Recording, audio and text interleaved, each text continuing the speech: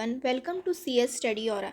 सो आज हम हमारा 11th स्टैंडर्ड CS1 का lesson number 2 program analysis start करने वाले हैं।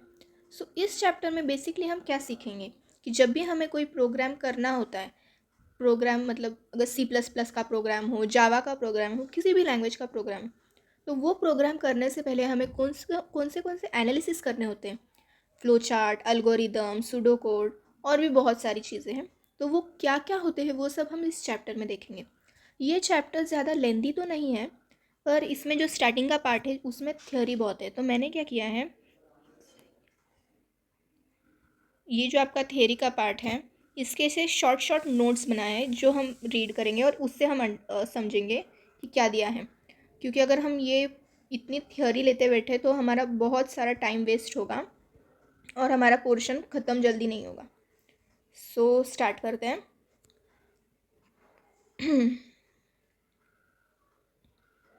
Introduction. Programming is a software concept. Computer person should be perfect in programming. Your program tells computer to do particular job. अब ये 3 point से इतना तो हमें समझ आ रहा है क्योंकि ये बेसिक है कि कंप्यूटर प्रोग्रामिंग ये एक सॉफ्टवेयर कॉन्सेप्ट है।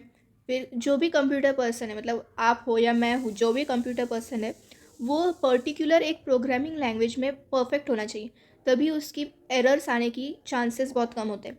एरर्स मतलब आपके प्रोग्राम में जो मिस्टेक्स होते हैं उनको एरर्स बोला जाता है। Your program tells computer to do particular job.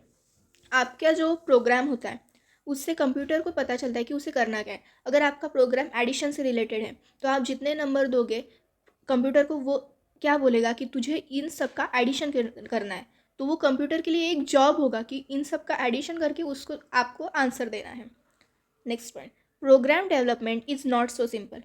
Programme development simple नहीं, ये तो सबको पता ही है, उसमें बहुत ज़्यादा नॉलेज की ज़रूरत होती है। Program development is a skill, it requires logic. Program development में लॉजिक बहुत ज़रूरी है। अगर आपको एडिशन का प्रोग्राम दिया है तो आपको इतना लॉजिक तो पता है कि अगर आपको 2 नंबर दिए हैं तो आपको किसी भी नंबर को बीच में एडिशन की सिंबल देना ज़रूरी है। तो आप अगर आप फॉर्मूला लिखना चाहो तो आप क्या लिखोगे, C=A+B। मतलब C में आपकी जो भी वैल्यू होगी वो स्टोर होगी, जैसे C=A+B। तो ए और बी आपकी एडिशन के दो नंबर बोलो या सिम्बॉल्स बोलो, ए में एक वैल्यू होगी आपकी और बी में एक वैल्यू होगी, जिसका रिजल्ट आपका स्टोर सी में होगा। तो ये एक क्या है, एक लॉजिक है कि मुझे इन दो नंबर्स का एडिशन करना है और उनकी वैल्यू सी में स्टोर करनी है। अगर मैंने ए में 10 लिया और बी में 5 लिया तो 10 + 5 क्या आएगा, 15। तो सी में क्या आएगा, 15। ये एक लॉजिक हुआ जो आपको पता होना चाहिए। So next one, any problem which has to be converted in computer program must be carefully analyzed. जो भी प्रॉब्लम आपको कंप्यूटर में सॉल्व करना है या प्रोग्रामिंग लैंग्वेज में डालना है वो एक प्रॉपर वे से एनालाइज किया हुआ होना चाहिए। अगर आप सीधे किसी भी अगर आप C++ लैंग्वेज में प्रोग्रामिंग करना चाहो या कोडिंग करना चाहो, अगर आप सीधे कोडिंग करने जाओगे या प्रोग्रामिंग करने जाओगे तो आपके एरर्स आने के चांसेस बढ़ जाते हैं, जो कि एक प्रॉपर गलत वे होगा कोडिंग करने का। तो इसमें होता क्या है कि आपको एक प्रॉपर वे दिया होता है कि आपको कोडिंग को आपके जो भी रूल है या जो भी स्टेप्स हैं उनको एनालाइज करने के लिए, जो कि आपको आगे बताए जाएंगे। पर एक होता है कि आपको प्रॉब्लम को एनालाइज करना है, फिर उसका एल्गोरिदम हो सकता है या फ्लो चार्ट हो सकता है, बहुत सारे वेज होते हैं। Next, there are number of steps involve in getting the solution in a problem. Steps तो बहुत होते हैं। अभी हमको एक प्रॉब्लम स्टेटमेंट अगर दिया हो, add 2 numbers and display the result, ये वही है जो मैंने आपको ऊपर बताया। सो इसमें स्टेप 1 क्या है आपका, take 2 numbers suppose A and B as input. मतलब A और B आपके 2 नंबर्स है। अगर आपने अज्यूम किया है कि A और B आपके 2 नंबर्स हैं तो आपको क्या करना है, ऐड 2 नंबर्स करना है, मतलब A+B करना है ना। तो ए में जो वैल्यू होगी वो होगी और प्लस बी की वैल्यू करनी, और रिजल्ट कहाँ स्टोर करना है, सी में। मतलब इन दोनों का एडिशन होने के बाद जो वैल्यू आएगी वो कहाँ स्टोर होगी, सी में। और लास्ट में आपको डिस्प्ले सी करना है। वैल्यू तो स्टोर होगी पर आपको देखनी भी तो है वो वैल्यू, तो वो कैसे होगी, डिस्प्ले सी से वैल्यू आपकी शो होगी। अगर आप चाहो तो आप ये सारे पॉइंट्स ना आपके CS की जो नोटबुक है ना उसमें लिख सकते हो नोट्स करके। क्योंकि क्या होता है, बहुत सारे बच्चे जो होते हैं वो लेक्चर तो देख के जाते हैं पर नोट्स नहीं बनाते। तो उससे क्या होता है कि इस टाइम तो उन्हें लगता है कि उनको सब समझ में आ गया है, पर बाद में क्या होता है उनको कुछ याद नहीं आता कि हमने क्या सीखा था, तो उनको वापस वीडियो लेक्चर देखना पड़ता है, फिर वो सब करते हैं। इसलिए आप साथ साथ में नोट्स भी बना लो, जिससे आपको आगे जाके हेल्प भी मिलेगी और आपको सब कुछ क्लियर समझ में भी आएगा। सो आगे देखते हैं। सो जो ये हमारी इतने पॉइंट्स हैं ना, ये आपके ये जो टॉपिक है ना प्रॉब्लम स्टेटमेंट, यहाँ तक के सारे पॉइंट्स इस इंट्रोडक्शन के जो इतना बड़ा आपके टेक्स्ट बुक में दिया है उसमें जो जो इम्पोर्टेंट है सिर्फ उतना ही मैंने लिया है। बाकी आप लोग अगर चाहो तो आप रीड आउट कर सकते हो, और आपको अगर कोई प्रॉब्लम लगे या कुछ समझ ना आए तो आप मुझे कमेंट सेक्शन में बताना, वो मैं आपको बता दूँगी। पर अगर इतना लेते बैठे ना तो हमारे लेक्चर्स बहुत ज़्यादा बढ़ जाएंगे और हमें लेसन ख़त्म करने में टाइम लगेगा। सो आगे देखते हैं। सो ये आगे के पॉइंट्स हम स्टार्ट करते हैं। सो 3.1 प्रोग्राम डेवलपमेंट। सो इस टॉपिक पे एक एग्ज़ाम में क्वेश्चन आता है, कंपलसरी क्वेश्चन है ये भी। What is program, explain steps involve in program development. ये कंपलसरी क्वेश्चन है, 3 to 4 मार्क्स के लिए आता ही है। सो आप ये भी अपने नोट्स में लिख लीजिए, क्योंकि क्या होता है कि आप लोग भूल जाते हो या फिर एग्ज़ाम के टाइम पे आपको याद नहीं आता ना, तो अगर आपने लिखा हुआ होगा तो आपको याद होता है कि ये क्वेश्चन आता है तो ये करना ही होगा। तो ये जो आपके टेक्स्ट बुक में पॉइंट्स हैं उसमें से ही आपको ये आंसर लिखना है, तो मैंने डायरेक्ट आंसर ही लिख दिया है आपको। और इतना भी आप उतने ही पॉइंट्स हैं जितना आपको अंडरस्टैंडिंग के लिए भी चाहिए और लर्न करने के लिए भी चाहिए। सो स्टार्ट करते हैं। Program is a list of instruction in specific language to tell the computer to do the job in a sequence. अब अगर आपको पूछा जाए कि प्रोग्राम की डेफिनेशन, तो आपको यहाँ से यहाँ तक लिखनी है। ये प्रोग्राम की आपकी डेफिनेशन है, ये भी आप मार्क कर लेना। सो यहाँ पे क्या बोला है कि प्रोग्राम ये एक लिस्ट ऑफ इंस्ट्रक्शन है एक स्पेसिफिक लैंग्वेज में, जो कंप्यूटर को बताता है कि उसको काम क्या करना है और किस सीक्वेंस में करना है। Before writing a program user has to define problem. Problem is first analyzed. तो इसमें क्या बोला गया है कि किसी भी प्रोग्राम को लिखने से पहले, अगर आपका सी लैंग्वेज का प्रोग्राम है, जावा का प्रोग्राम है, पाइथन का प्रोग्राम है, किसी भी लैंग्वेज का प्रोग्राम है, उसको लिखने से पहले जो भी यूज़र है जो उस प्रोग्राम को लिख रहा है या डिफ़ाइन कर रहा है, उसको प्रॉब्लम को एनालाइज करना है। क्योंकि अगर प्रॉब्लम एनालाइज नहीं होगा तो किसी को भी नहीं समझ में आएगा, ना आपको ना कंप्यूटर को, कि करना क्या है या स्टेप्स क्या क्या इन्वॉल्व है। और अगर आप सीधा ना, क्या होता है, अगर आप ये देखो, whenever any problem has to be converted into a program then its process has the following step। किसी भी प्रॉब्लम को अगर प्रोग्राम में कन्वर्ट करना है तो ये आपके 5 स्टेप्स हैं। Problem analysis, design, coding, testing और डॉक्यूमेंटेशन। अब इसमें भी क्या होता है, जो डॉक्यूमेंटेशन वाला पार्ट है ना, ये आपको थ्योरी में लिखने को बोला गया है, पर ये पार्ट आपको प्रैक्टिकल में करना नहीं है। क्योंकि डॉक्यूमेंटेशन ये जब आप इंजीनियरिंग में जाओगे तब आपको होता है कि यूज़र का डॉक्यूमेंटेशन, फिर मैनुअल डॉक्यूमेंटेशन वगैरह वगैरह। यहाँ पे आपको टेस्टिंग तक करना है, प्रॉब्लम एनालाइज करना है, उसका डिज़ाइन करना है, कोडिंग करना है, टेस्टिंग करना है, और डॉक्यूमेंटेशन ये थ्योरी पार्ट के लिए आपको एग्ज़ाम के लिए याद रखना है और लिखना है। अब क्या करते हैं बहुत लोग, क्या करते हैं, ये इतने स्टेप्स क्यों करना, हम सीधा कोडिंग करेंगे, सीधे कोडिंग करेंगे। तो इसमें होता क्या है कि अगर आप सीधे कोडिंग पे जाओगे ना तो एरर्स आने के ज़्यादा चांसेस होते हैं, और जितने ज़्यादा एरर्स तो उतने ही मतलब आपको और मेहनत करनी पड़ती कि क्या गलत हुआ, क्या क्या करना है, क्या करना है। तो इसके लिए क्या होता है कि ये सारे स्टेप्स इन्वॉल्व होते हैं। अगर आप स्टेप वाइज जाओगे तो आपके एरर्स आने के चांसेस बहुत कम होते हैं, और जितने आएगा तो आएगा, 1-2 एरर्स आ सकते हैं जो कि आप इजीली सॉल्व कर सकते हैं। आगे देखते हैं। Problem analysis. One should have complete definition of problem and the requirement should be clear before writing the program. Generally, every program needs input, output, storage and process. तो इसमें क्या बताया गया है कि जब भी किसी प्रॉब्लम, मतलब जो भी आपको क्वेश्चन दिया है उसका जब भी आपको एनालिसिस करना है, तो जो यूज़र है उसको प्रॉपर पता होना चाहिए कि इस प्रॉब्लम की डेफिनेशन क्या है। मतलब अगर एडिशन का प्रोग्राम दिया है तो एडिशन के लिए उसको क्या क्या ज़रूरत है, रिक्वायरमेंट्स। अभी अगर एडिशन का प्रोग्राम है, किसी भी नंबर का एडिशन करना है, तो उसको अगर 2 नंबर का एडिशन है तो उसके पास 2 नंबर होने भी ज़रूरी है। आपको एडिशन के लिए क्या ज़रूरी है, प्लस साइन, तो उसको प्लस साइन भी ज़रूरी है। फिर वो दोनों का एडिशन जो नंबर में स्टोर होगा, वो स्टोर होने वाली वैल्यू भी ज़रूरी है। तो वो सब उसके रिक्वायरमेंट्स है, और ये सब रिक्वायरमेंट्स हमें प्रोग्राम लिखने से पहले हम यूज़र के पास क्लियर होने चाहिए। अब generally every programme needs input, output, storage and process. अगर आप अपना हम A+B वाला ही प्रोग्राम देखते हैं, तो A+B जो हमारा A+B वाला जो प्रोग्राम है उसमें हमारा इनपुट क्या है, A और B, मतलब जो आपका A एंड B है ये आपकी इनपुट्स हैं। आउटपुट की वैल्यू आपकी C में स्टोर हो रही है, तो C आपका आउटपुट है। स्टोरेज में क्या है कि आपने एडिशन क्या किया है, A+B किया है, फिर उसकी जो वैल्यू हो वो कहाँ स्टोर हो रही है, वो सब स्टोरेज वाले फॉर्म में।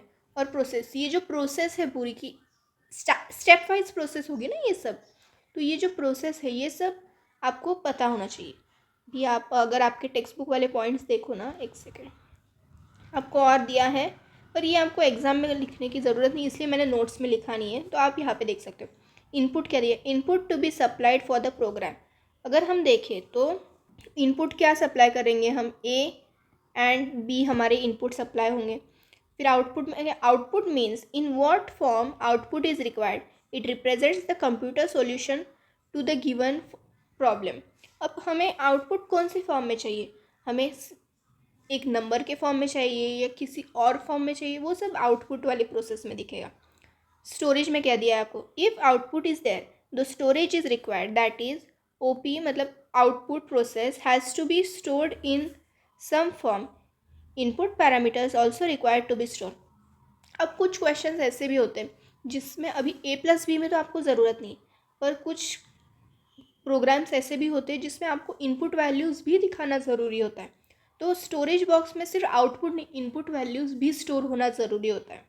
और प्रोसेस अगर हम देखें, now the event should be executed what it's sequence.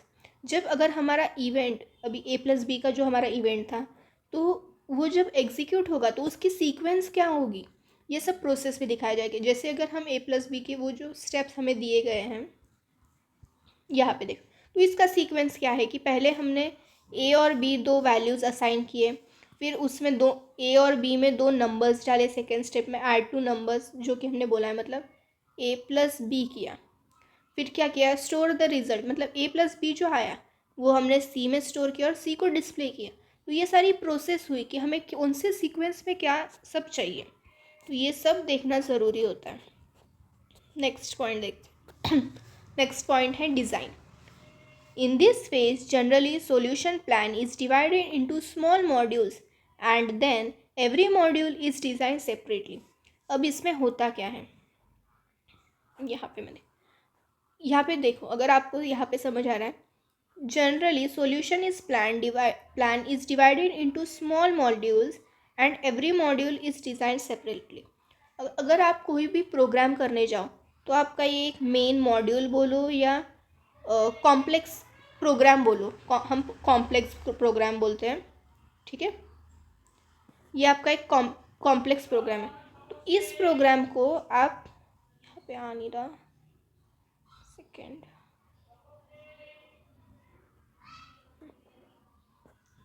यह एक आपका मॉड्यूल है।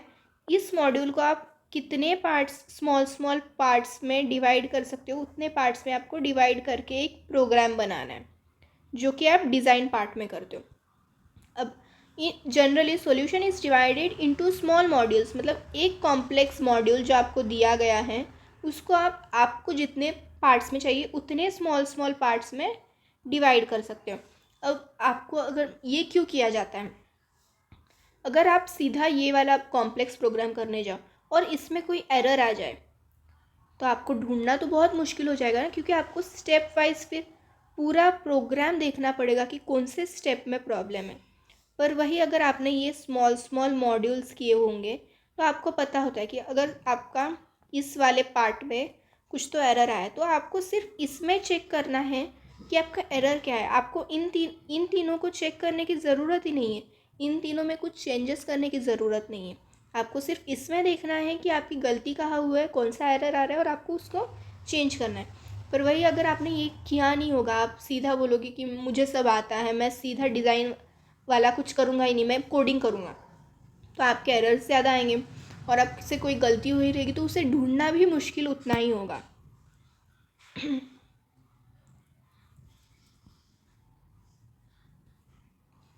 According to development strategy, various design methods are available. Structural programming and object-oriented programming has various design method. अब ये दो प्रोग्रामिंग मेथड्स है ना, ये आपको आगे होंगे जब तब आपको डिटेल में है. अभी के लिए आपको बस इतना समझना है कि डिज़ाइन वाले पार्ट में आपके जो भी आपका प्रोग्राम होगा उसके जो सब पार्ट्स होते हैं वो डिवाइड होते हैं और हर पार्ट सेपरेटली प्रोग्रामिंग में लिखा जाता है. आगे देखते हैं. अभी नेक्स्ट पार्ट है कोडिंग. कोडिंग मतलब जो आपका नॉर्मल हम बोलते हैं ना कि मैं प्रोग्रामिंग कर रहा हूँ, मैं कोडर हूँ, तो ये वही पार्ट है coding. It is a process of conversion of a program design into programming language. जो आपका प्रोग्राम डिज़ाइन है उसको एक प्रोग्रामिंग लैंग्वेज में, मतलब कोडिंग लैंग्वेज में, जैसे C++ हो गया, जावा हो गया, पाइथन हो गया, इन लैंग्वेजेस में लिखना वही कोडिंग होता है. आगे टेस्टिंग. अब अगर आपने कोडिंग की है तो आपको उसका रिज़ल्ट भी देखना होता है कि आपका जो रिज़ल्ट आ रहा है कि वो बराबर आ भी रहा है या नहीं, आपने बराबर कोड लिखा है या नहीं लिखा है, तो वो आपका पार्ट टेस्टिंग में देखा जाए. After coding programmers has to test the program to see whether it is executing correctly और not. If it is having any errors, then user has to see it and correct it. After correction, verification is important. अगर आपने programme कर लिया, उसमें कोई errors आ रहे हैं, तो आपको वो एरर्स, जब तक आप वो एरर्स सॉल्व नहीं करोगे तब तक आपको आपका रिजल्ट नहीं शो होगा. तो आपको पहले वो एरर्स सॉल्व करने होंगे और सॉल्व करने के बाद आपको फिर से चेक करना होगा कि आपका प्रोग्राम बराबर है, उसमें कोई एरर्स बाकी तो नहीं है, और फिर आपका प्रोग्राम रन होकर आपको आउटपुट दिखाएगा. आगे डॉक्यूमेंटेशन. अब डॉक्यूमेंटेशन अगर मैं बोलूँ ना, तो ये पार्ट आपको थियोरी के लिए तो है, आपको एग्ज़ाम में लिखना, लर्न करना है, लिखना है, पर ये प्रॉपर जो पार्ट होता है ना डॉक्यूमेंटेशन, ये आपको कॉलेज लेवल पे होगा. अभी आपको टेस्टिंग तक करना होता है. डॉक्यूमेंटेशन कॉलेज लेवल पे होता है जब आप एक प्रोग्राम कॉलेज में करते हो कोडिंग. अगर आपका फ्यूचर कोडिंग में वगैरह करना चाहते हो, किसी कोडिंग रिलेटेड फील्ड में, तब आपको ये होता है. डेवलपर्स डॉक्यूमेंटेशन, यूज़र्स डॉक्यूमेंटेशन, ये सब आपको डॉक्यूमेंट्स भी बनाने होते हैं. उस टाइम आपका प्रोग्राम बनाना है, उसको रन करना है, इन सब के ऊपर डॉक्यूमेंट्स भी बनाने होते हैं. तो अभी ये पार्ट देखते हैं. The written information of the program that has to be maintained for the developer as well as user is document of the program. There are two types of documentation: developer documentation or user documentation. In this type, all information related to program codes, designing methods, testing methods are maintained. Developers documentation में क्या क्या programmers के code होते हैं, designing methods होती है, testing methods और maintained, मतलब ये सब मेंटेन किया जाता है उस डॉक्यूमेंटेशन में. और यूज़र डॉक्यूमेंटेशन में क्या क्या होता है, operating program, input parameters, output parameters, ये सब मेंटेन किया होता है. In this type of information related to operating programs, input parameters and output parameters is maintain. I hope आपको ये सब समझा होगा. तो यहाँ पे हमारा आज का टॉपिक ख़त्म होता है. अगर आपको ये वीडियो अच्छा लगे तो लाइक करें, सब्सक्राइब करें, आपके फ्रेंड्स के साथ शेयर करें और अपना फीडबैक कमेंट सेक्शन में बताना ना भूलें. अगर आपको कुछ और चाहिए होगा इस टॉपिक से रिलेटेड और डिटेल में, तो आप मुझे कमेंट सेक्शन में ज़रूर बताना. Thank you for watching.